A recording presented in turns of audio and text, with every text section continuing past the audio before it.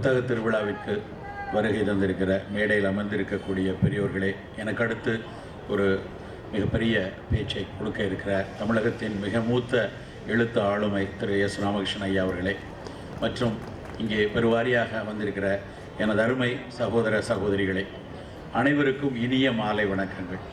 உண்மையிலேயே புத்தக திருவிழாவில் ஒரு பேச்சை பேசுவது என்பது ரொம்ப மனதுக்கு மகிழ்ச்சியான ஒரு விஷயம்.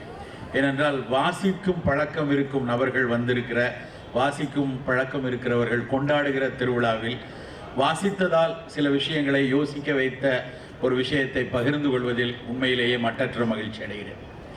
சித்த மருத்துவம் படித்து கொண்டிருக்கும் பொழுது எல்லோரும் போல ஒரு தேர்ந்த சித்த மருத்துவனாக வர வேண்டும், ஒரு சித்த மருத்துவராக ஒரு நல்ல பயிற்சி செய்ய வேண்டும் என்ற ஒரு நோக்கும் இலக்கும் தான் எனக்கு இருந்தது. ஆனால் சித்த மருத்துவம் என்பது எல்லா மருத்துவத்துறை போல ஒரு வெறும் பரிந்துரைக்கக்கூடிய, குறிப்பாய் நவீன மருத்துவம் போல நோயாளிக்கும் நோய்க்குமான ஒரு தட்டையான பாலமாக இருந்து கொண்டு நோய்க்கு வெறும் மருந்துகளை பரிந்துரைக்கக்கூடிய ஒரு துறை அல்ல. அதை தாண்டி இது ஒரு விசாலமான ஒரு விஷயம்.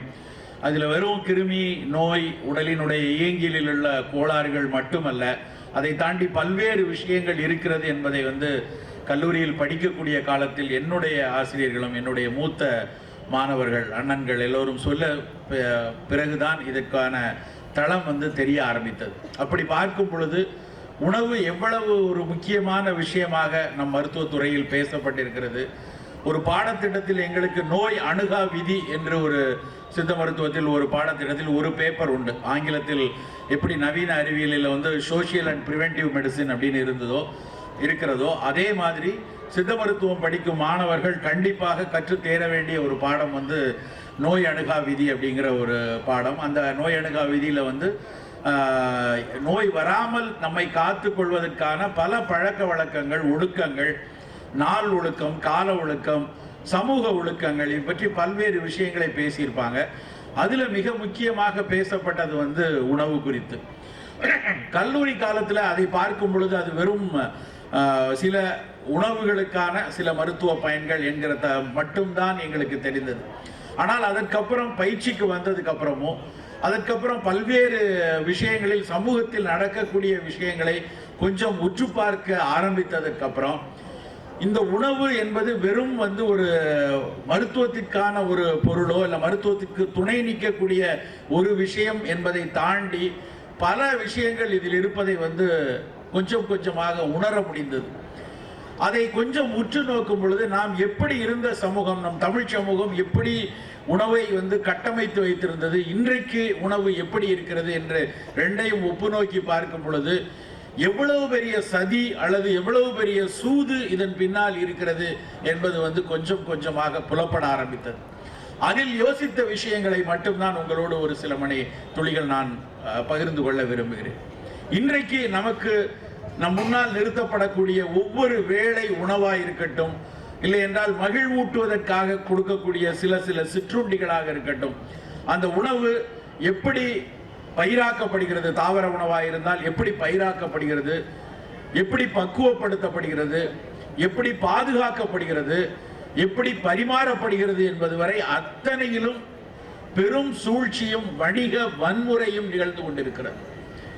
அதையெல்லாம் கொஞ்சம் உற்று நோக்கி பார்க்க பார்க்க எங்கே நாம் நகர்ந்து கொண்டிருக்கிறோம், இன்றைக்கு நாம் இலக்காய் வைத்திருக்கக்கூடிய நம்முடைய உடல் ஆரோக்கியம் எதை நோக்கி நகர்ந்து கொண்டிருக்கிறது என்பதெல்லாம் பார்க்கும் பொழுது உண்மையிலேயே பெரிய அச்சம் வருகிறது. அதுவும் குறிப்பாக மருத்துவ உலகில் இன்றைக்கு வரக்கூடிய தரவுகளை, மருத்துவ கொள்கைகள் வரையறுக்கும் போது பல்வேறு தரவுகளை எடுத்து அந்த தரவுகளின் பால் பல புதிய கொள்கைகளை எல்லாம் கட்டமைப்பாங்க. அந்த கொள்கைகளை எல்லாம், அந்த தரவுகளை எல்லாம் பார்க்கும் பொழுது நமக்கு இன்றைக்கு என்ன நடந்து கொண்டிருக்கிறதுங்கிற தரவுகளை பார்க்கும்போது உண்மையிலேயே அச்சமாக இருக்கிறது. 1947 நம்ம சுதந்திரம் அடையும் போது நம்முடைய சராசரி ஆயுட்காலம்ங்கிறது வெறும் 37 வயது தான் இருந்துச்சு. இன்றைக்கு 2015 ஒரு 70 ஆண்டுகளுக்கு அப்புறம் நம்மளுடைய சராசரி ஆயுட்காலம் கிட்டத்தட்ட 65க்கு வந்தாச்சு. அப்படி 37ல இருந்து 65க்கு வந்திருக்கு அப்படின்னா நிச்சயமா அதுக்கு பொது சுகாதார வசதியில் நடந்த பல்வேறு மேம்பாடுகள், அன்றைக்கு அச்சுறுத்தலாக இருந்த தொற்று நோய்களை பெருவாரியாக வெற்றி கொண்ட விஷயங்கள், இப்படி பல, அதாவது மகப்பேறு காலத்தில் நடந்த மரணங்களை தவிர்த்தது, சிசு மரணங்கள் பெருவாரியாக தவிர்க்கப்பட்டதுன்னு பல நல்ல விஷயங்கள் நவீன அறிவியல் நவீன மருத்துவத்தின் பங்களிப்பாக வந்தது அப்படின்னா அதை மறுக்க முடியாது. நிச்சயமாக அவற்றின் பங்களிப்பால் தான் இன்றைக்கு இந்த அளவுக்கு 64 65 வந்திருக்கும்.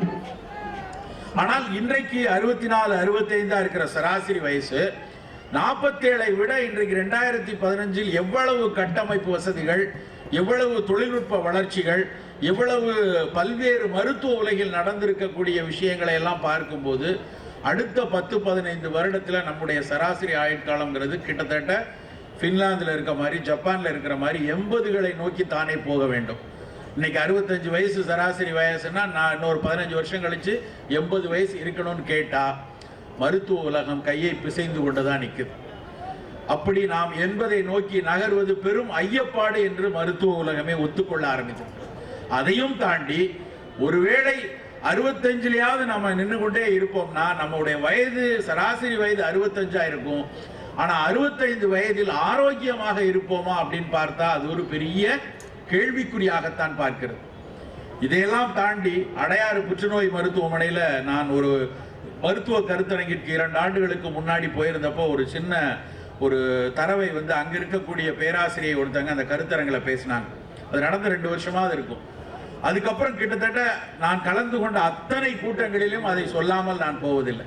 அவ்வளவு முக்கியமான ஒரு சொற்றொடர் நமக்கும் இங்கு வந்திருக்கக்கூடிய நபர்களுக்கும் தெரிந்து கொள்ள வேண்டும் என்பதற்காக அதையும் நான் இங்கே சொல்ல விரும்புகிறேன். அந்த அம்மா பேசும் பொழுது ஒரு 400-500 பேர் முன்னாடி இருந்திருப்பாங்க. நிறைய பேர் மருத்துவர்கள், கொஞ்சம் பேர் செவிலியர்கள், கொஞ்சம் பேர் நோயிலிருந்து மீண்டு வந்தவங்க, கொஞ்சம் பேர் நோய்க்காக சிகிச்சை எடுத்துக்கொண்டிருப்பவங்க. பெரும்பாலான நபர்கள் 45 வயது 40 வயதை ஒட்டிய நபர்கள் நிறைய பேர் இருந்தாங்க. அவங்களையெல்லாம் பார்த்து அந்த அம்மா சொன்னது ஒரு வார்த்தை, இந்த ஒரு தலைமுறை தான், இங்கே இருக்கக்கூடிய இந்த ஒரு தலைமுறை தான் தன் அடுத்த தலைமுறையின் மரணத்தை அருகில் இருந்து பார்க்க போகிறது அப்படின்னு. கொஞ்சம் யோசிச்சு பாருங்க, எவ்வளவு ஒரு வலி தரக்கூடிய ஒரு தரவு என்று. இந்த ஒரு தலைமுறை தான் தன் அடுத்த தலைமுறையின் மரணத்தை அருகில் இருந்து பார்க்க போகிறது. கேட்பதற்கு அவ்வளவு வலி தரக்கூடிய விஷயம். ஆனால் அதுக்கப்புறம் அந்த கருத்தரங்க பேசி முடிச்சு எல்லாரும் கடந்து மறந்து போயாச்சு. ஆனால் என்னுடைய மருத்துவ பயிற்சியில சமீபத்தில் கூட ஒரு காட்சி என் மனதில் உறுத்தி கொண்டே இருந்துச்சு. ஒரு 8 வயது சிறுவனாக இருக்கக்கூடிய ஒரு பையன் ஒரு 20 வருஷத்துக்கு முன்னாடி 94 95ல் என்னுடைய மருத்துவமனைக்கு அவங்க அம்மா கூப்பிட்டு வருவாங்க. அந்த பையனும் அவங்க அம்மாவும் நடந்து வருவாங்க. அந்த பையன் ரொம்ப துருதுருன்னு சேட்டை பண்ணிக்கிட்டு இருப்பான். டேபிள்லேருந்து ஸ்டெத்தை எடுக்கிறது, புக்கை எடுக்கிறது, அப்படி விளையாண்டு கொண்டே இருப்பான். அந்த அம்மா ஒரு கையில் அவனை பிடிச்சிக்கிட்டே அவர்களுடைய பிரச்சனைகளை, மருத்துவ பிரச்சனைகளை சொல்லி மருந்து வாங்கி கொண்டு செல்வார்கள். அதுக்கப்புறம் அவர்களுடைய குடும்ப மருத்துவராக நான் இருந்தேன். அதுக்கப்புறம் அவங்களோட 2 குழந்தை, அப்புறம் அவங்க பொண்ணு, எல்லாரும் அவங்க ஒவ்வொரு வாழ்வின் படிக்கட்டுகளை நகர்றதை நான் பக்கத்துல இருந்து பார்த்துக்கிட்டு இருந்தேன். அதுல அந்த தகப்பனார் மிக கடுமையான உழைப்பாளி. அவர் ஒரு சின்ன ஐடிஐல படிச்சு ஒரு தொழில் முனைவராக இருந்து படிப்படியா ஓன்லையா அவங்கள படிக்க வச்சு இன்னைக்கு 2 பேரும் ஒரு பெரிய பொறியாளர் ஆயிட்டாங்க. அந்த பெண்ணுக்கு நல்ல ஒரு ஒரு முனைவர் படிப்பு படித்து அவர்களுக்கும் திருமணமாய் நல்லா இருக்காங்க. 3 நபர்களும் வாழ்வின் அடுத்த கட்டத்துக்கு வந்தாச்சு. அந்த கடைசி பையன், அந்த 8 வயது சிறுவனாக இருந்த பையன், இன்னைக்கு ஒரு பெரிய மென்பொருள் நிறுவனத்தினுடைய ஒரு தலைமை பொறுப்பில் இருக்கக்கூடிய ஒரு குழுவில் ஒரு டீம் லீடராக இருக்கக்கூடிய அளவில் இருக்கார். கடந்த தீபாவளி சமயத்தில் எனக்கு அவர் ஃபோன் பண்ணார். அவர் பெங்களூரில் வேலை செய்து கொண்டிருந்தார். அவர் அங்கிருந்து எனக்கு ஃபோன் செய்து, சார் இந்த மாதிரி கொஞ்ச நாளாக வயிற்று வலி இருக்குது, உங்களை நான் பார்க்க வேண்டும் என்று சொன்னார்.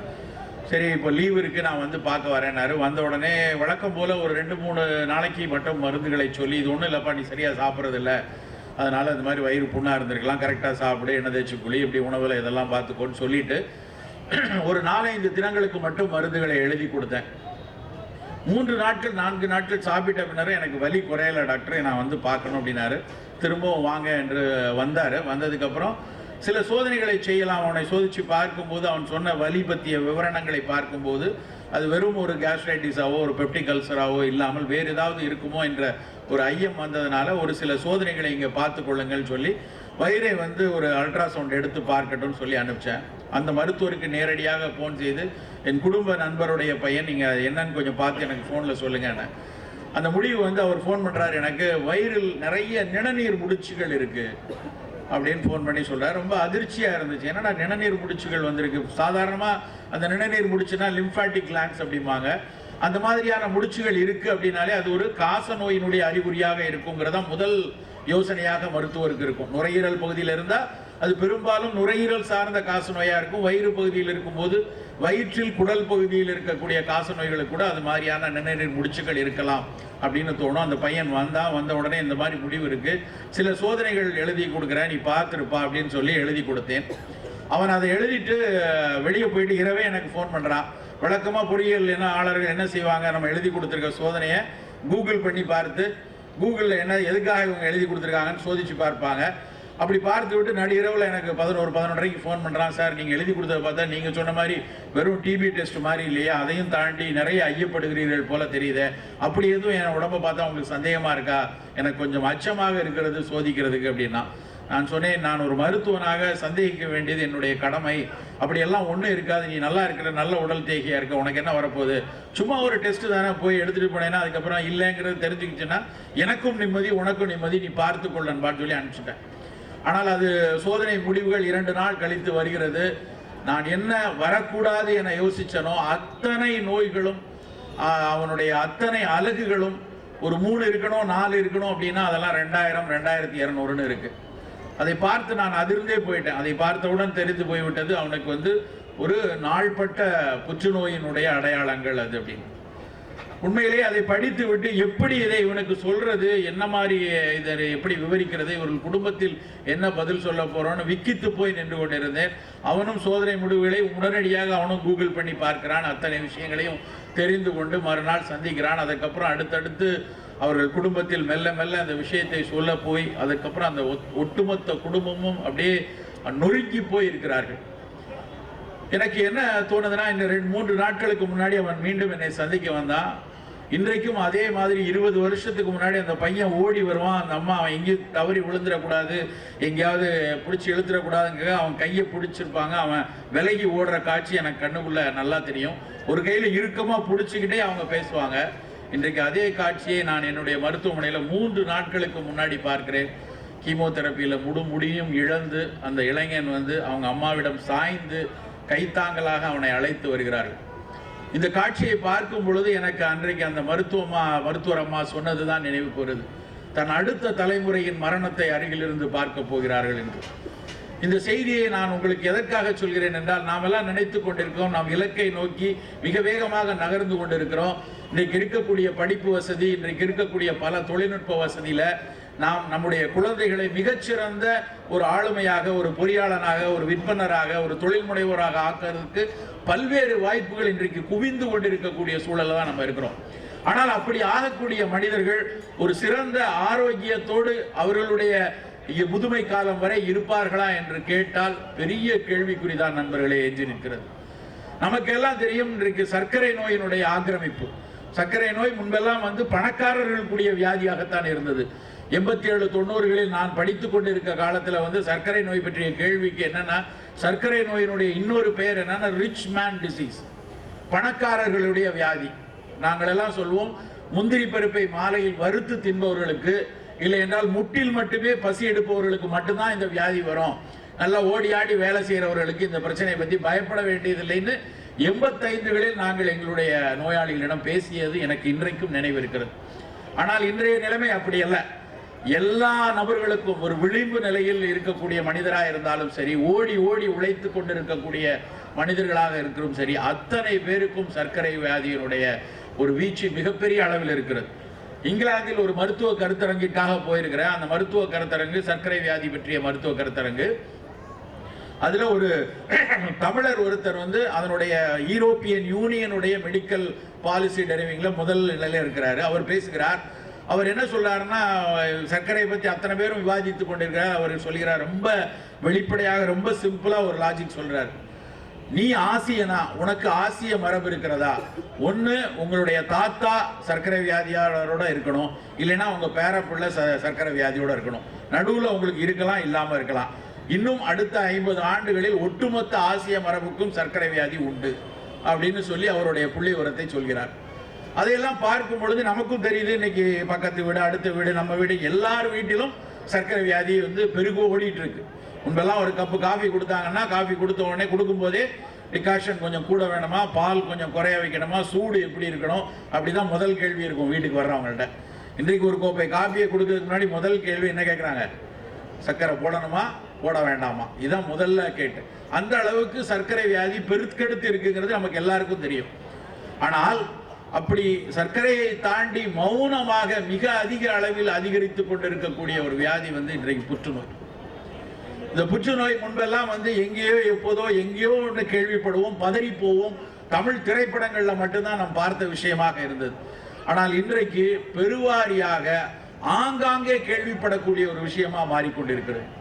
அதுவும் குறிப்பாக பெண்களின் மார்பக புற்றுநோய் வந்து ஒரு காலத்தில் மருத்துவ தரவுகள் படி 60 வயதில் வரும் அப்படிங்கிற ஒரு புள்ளிவரம் உண்டு. பாலூட்டாத, திருமணமாகாத, கருத்தரிக்காத, பாலூட்டாத மகளிருக்கு வரக்கூடிய வாய்ப்புகள் அதிகம் என்றுதான் மருத்துவ தரவுகள் இருந்துச்சு. ஆனால் 2012-13 வெளியான அறிக்கை என்ன சொல்லுதுன்னா, 60-70 வரணும் அவசியம் இல்லை. இன்றைக்கு இந்தியாவில் மிகப்பெரிய அளவில் மார்பக புற்றுநோய் வர்றது 30 முதல் 40 வயது வரை அப்படின்னு சொல்ல ஆரம்பிச்சிருக்காங்க. கிட்டத்தட்ட பரிசோதிக்கக்கூடிய நபர்கள் 50% மேற்பட்டவர்களுக்கு இந்த புற்றுநோய் ஒன்று வந்திருக்கிறது அல்லது வருவதற்கான வாய்ப்புகள் இருக்கிறதுங்கிற அளவுக்கு அதிகரித்து கொண்டே இருக்கிறது. ஒரு காலத்தில் பெண்களுக்கு மிக அதிக புற்றுநோயாக இருந்ததுங்கிறது கருப்பையினுடைய கழுத்து பகுதியில் வர்ற புற்றுநோய். இன்றைக்கு அது குறைந்து இன்றைக்கு பெண்களுக்கு மிக அதிகமாக வருகிறது மார்பக புற்றுநோய்ங்கிற புள்ளிவரம் வந்திருக்கு.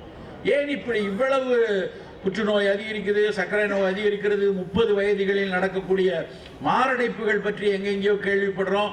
உளவியல் நோய்கள் பெருகி கொண்டே போது, நாள்பட்ட நுரையீரல் நோய்கள் மிகப்பெரிய அளவில் இருக்கு.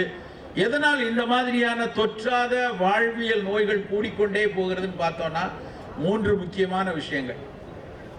மருத்துவ காரணங்கள்ல மரபணு காரணங்களை தாண்டி பார்த்தோம்னா 3 விஷயங்கள் மிக முக்கியமா இருக்கு. ஒன்று உணவு, முதல் விஷயம் உணவு, இரண்டாவது மனம், மூன்றாவது சுற்றுச்சூழல். இந்த 3 விஷயங்களில் நடக்கக்கூடிய அக்கறையின்மையும் இந்த 3 விஷயங்களில் நடத்தப்படக்கூடிய வன்முறைகளும் தான் இந்த மாதிரி நோய் கூட்டங்கள் மிகப்பெரிய அளவில் பெருகி இருப்பதற்கான மிக முக்கியமான காரணம்.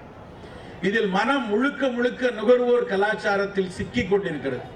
எது சந்தோஷம், எது களிப்பு, எது குதூகலம், எது மன மகிழ்ச்சின்னு ஒருவித புரிதலும் இல்லாமல் ஒட்டுமொத்தமாக மனம் நுகர்வோர் கலாச்சாரத்தில் சிக்கி கொண்டு யாரோ வணிகத்திற்காக இதுதான் சந்தோஷம், இதுதான் களிப்பு என்று வரையறுத்து சொல்லக்கூடிய விஷயங்களுக்குள்ள போய் முழுமையா நாம் சொருகி கொண்டு அதைத்தான் களிப்பு என்று பல்வேறு சிக்கலுக்கு நாமே வழிவகுத்துக் கொண்டிருக்கிறோம்.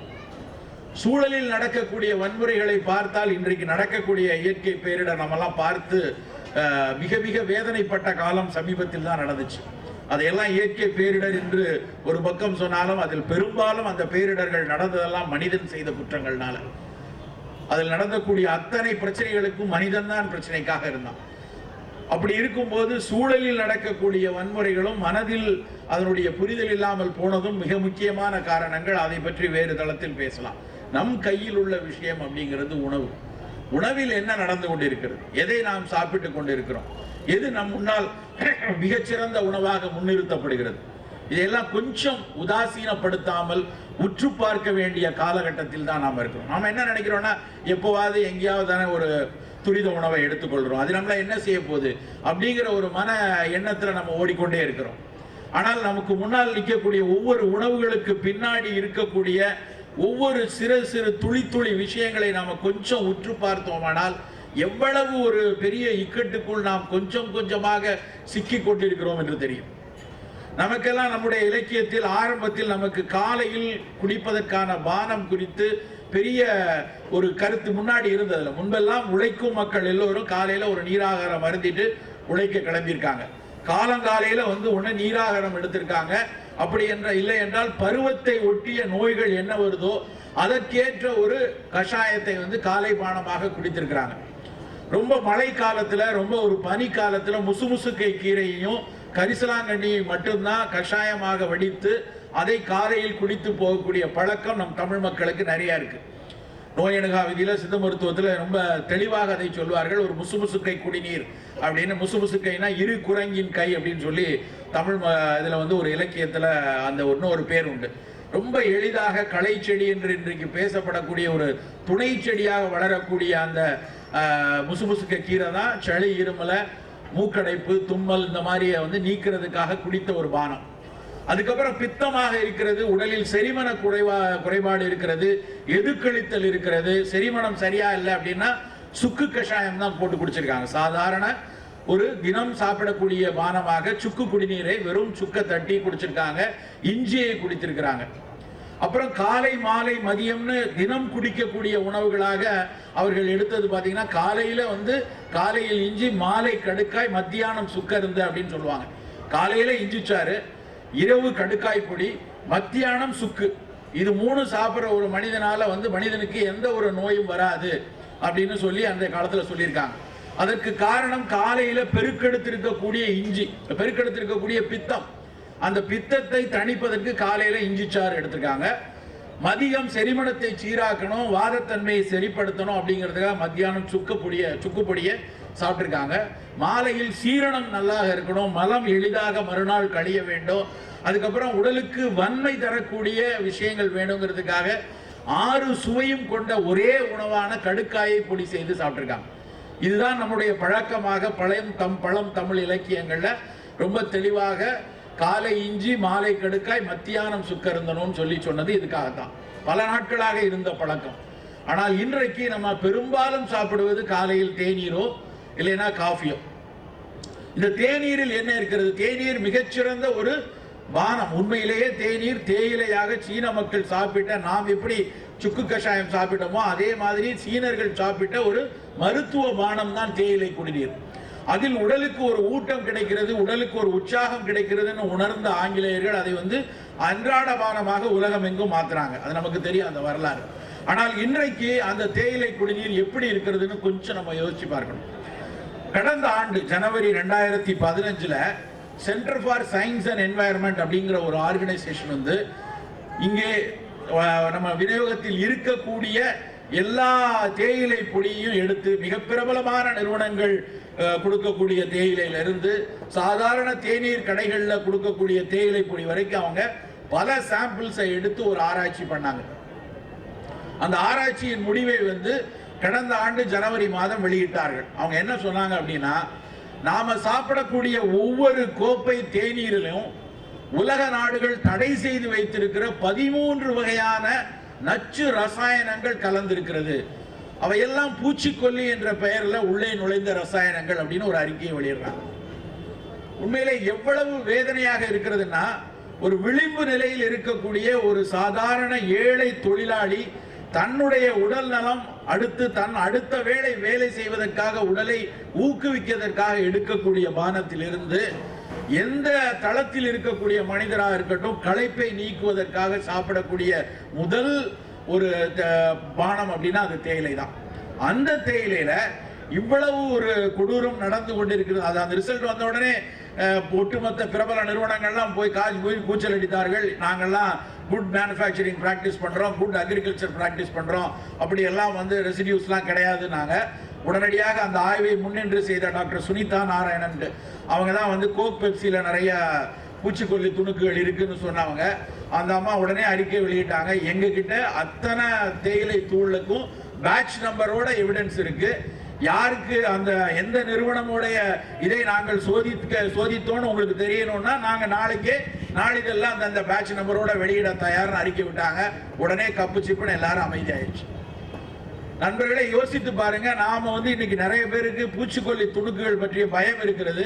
நம்ம வீட்டில் வெண்டைக்காய் வாங்கினாலோ இல்லை அவரைக்காய் வாங்கினாலோ கத்திரிக்காய் வாங்கினாலோ போட்டு கழுவுன்னு கழுவி அதுக்கப்புறம் துணியை வச்சு தொடச்சி அப்புறம் முடிஞ்சா சில பேர் உப்பு தண்ணியில் கழுவி சில பேர் வெந்நீரில் கழுவி தொடச்சி அதுக்கப்புறம் தான் பொரியலோ கூட்டோ செய்கிறோம்.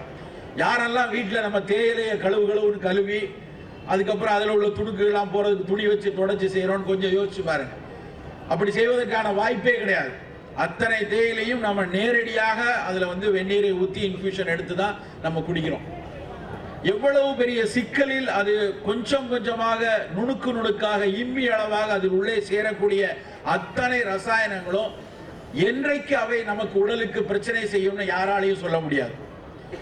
பல ஆண்டுகளாக 10-15 ஆண்டுகளாக இயற்கை வேளாண் விஞ்ஞானி நம்மாழ்வார் ஐயா அவர்கள் 2001-2 எனக்கு நினைவு இருக்கிறது, தொடர்ந்து அவர்கள் சொல்லி வந்தது களைக்கொல்லியை பயன்படுத்தாதீங்க.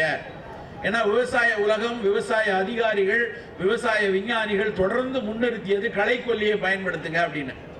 இந்த களைக்கொல்லி மிகப்பெரிய ஆபத்தான விஷயம், வேண்டாம் என்று நம்மாழ்வார் ஐயா தொடர்ந்து பேசிக்கொண்டே இருந்தாங்க. எனக்கு நன்றாக நினைவு இருக்கிறது, நானும் அவரும் ஒரு ஊடக விவாதத்தில் கலந்து கொண்டிருந்த போது எதிரணியில் இருந்த பெரிய விஞ்ஞானிகள் எல்லாரும் எங்கள்கிட்ட வந்து, உங்களால் ஒரு பேப்பர் காட்ட முடியுமா இந்த ஹெர்பிசைடுன்னு சொல்லக்கூடிய, வீடிசைடுன்னு சொல்லக்கூடிய களைக்கொல்லிகள் நேரடியாக நோயை உருவாக்குகிறது என பன்னாட்டு மருத்துவ சஞ்சிகைகள் வெளியான ஏதாவது கட்டுரைகளை ஆவணமாக எங்களிடம் காட்ட முடியுமா என்று விவாதித்தார்கள். அப்பொழுது நாங்கள் சொன்னோம், இந்த மாதிரி ஒரு இன்டர்நேஷனல் ஜேர்னல்ல பப்ளிஷ் ஆன ஒரு டேட்டா இப்பொழுதுதான் கலெக்ட் பண்ணிட்டு இருக்காங்க, எங்களால் முழுமையாக சொல்ல முடியவில்லை, ஆனால் பல நாடுகளிலும் அதை பற்றிய விஞ்ஞானிகளிடையே சர்ச்சை இருந்துகிறது அப்படின்னு சொல்லிட்டு இருந்தாங்க. அந்த நடந்து கிட்டத்தட்ட 10-12 ஆண்டுகள் இருக்கும்.